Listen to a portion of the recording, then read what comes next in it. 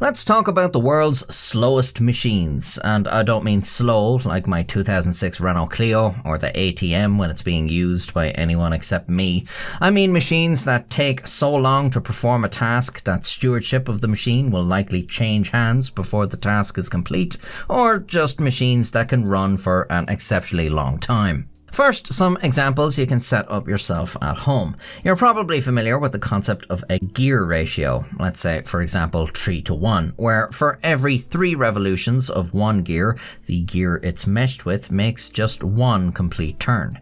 Now, if you were to set up a compound gear train with 20 successive 10:1 reductions, you'll end up with a crazy machine that takes incredibly long to turn the last gear. As in, if you spin the first gear 1 full turn a second, it will take 3.2 trillion years to turn the last gear.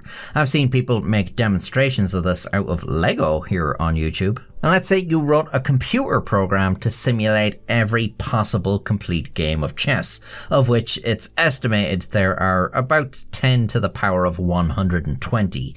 Even if your computer program could simulate 1 trillion chess games every second, and you'd been running this program since the creation of the universe approximately 14 billion years ago, you still wouldn't have simulated 1% of all chess games by today. Like, not even close. Of course, neither your arm or a battery-powered motor is going to be turning your Lego gear train for 3.2 trillion years with wear, elastic deformation, thermal expansion, etc. The whole thing will fail long before then. And if you've ever used a computer before, you know that program ain't going to be running the day the sun dies. If you're on Windows, you'll be lucky it's still running tomorrow.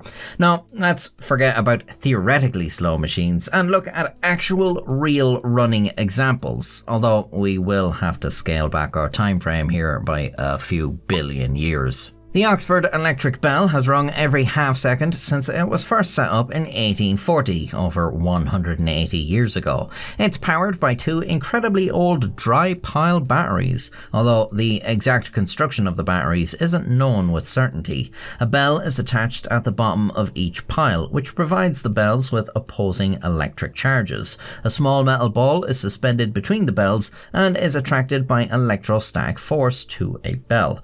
The ball is then charged and repelled from that bell and attracted to the other, and this occurs over and over, ringing about twice a second. Because only a tiny amount of charge is carried from one bell to the other, about 1/1000th of an amp, the batteries drain extremely slowly. The Oxford electric bell has rung continuously, apart from occasional short interruptions caused by high humidity. In its 180 years, it's produced approximately 10 billion rings. Because the composition of the batteries is unknown, nobody knows when it will stop running, but eventually it will fail when the batteries are drained or the clapper mechanism wears down. The clock is one of the oldest human inventions. Now, I'm not going to count the sundial as a machine, so let's look at mechanical clocks. Mechanical clocks need to store energy and slowly release it over a long period of time to keep the hands moving. There are all different types of mechanisms that perform this task. You might have to wind up a spring or raise a weight, and there are even mechanical clocks where environmental factors do this winding automatically. The Beverley clock in New Zealand hasn't been manually wound since it was constructed in 1864. Instead, it's powered by changes in temperature and atmospheric pressure, which cause the air inside a sealed compartment to expand or contract, pushing oil up a tube and winding the mechanism slightly. A variation of just 3.3 degrees Celsius, or 6 Fahrenheit, over the course of a day provides roughly enough energy to keep it running for another day. Of course, it has stopped on occasions where there hasn't been that much variation in temperature, or when it's been relocated or cleaned, but it always starts operating again without needing manual winding. It will eventually stop when the mechanism wears down. The Centennial Light is the oldest known operating light bulb, being first turned on in a Californian fire station in 1901 and rarely ever turned off. The reasons for its longevity are numerous. It was built with a thick carbon filament rather than the thin tungsten filaments used in modern incandescent bulbs, while the fact it's virtually never turned off has greatly reduced the stress caused by repeatedly heating and cooling the filament. It was originally 60 watts, but it has dimmed throughout the years to just 4 watts, giving off a faint glow. There's a continuous live stream where you can check in on the bulb to make sure it's still good, which is how the general public came to notice the bulb had unfortunately gone off in 2013. The issue was reported and an electrician came in the next morning who discovered a fault with the power supply rather than the bulb, which was restored to light less than 10 hours after going off. The filament will eventually evaporate, but because it's now burning at such a low temperature, there might be a few decades left in this thing. Even if it goes out tomorrow, 125 years for a light bulb ain't bad. The Australian pitch drop experiment is the world's longest continuously running laboratory experiment. Though not really a machine, it beats the other devices on this list in that they have all experienced brief interruptions, but the pitch hasn't. That's pitch as in tar or asphalt, not the la la la la la la kind of pitch. You know when they make hot asphalt and they lay it in the hollows and they lay it in the flat, and if it doesn't last forever then I swear I'll eat me hat? Well, soon enough it cools and it's completely solid, right? Well, not exactly. At room temperature, pitch might seem solid. You can shatter it with a hammer, but over time, it'll flow like an incredibly viscous fluid. In 1927, hot pitch was poured into a sealed funnel. After settling for 3 years, the funnel was opened in 1930, and now the wait was on for the pitch to drop out the funnel. 8 years later, the first drop fell. Decades later, and supervision of the experiment has passed through several people, and today we are waiting for the 10th drop to fall, an average of about 10 years per drop.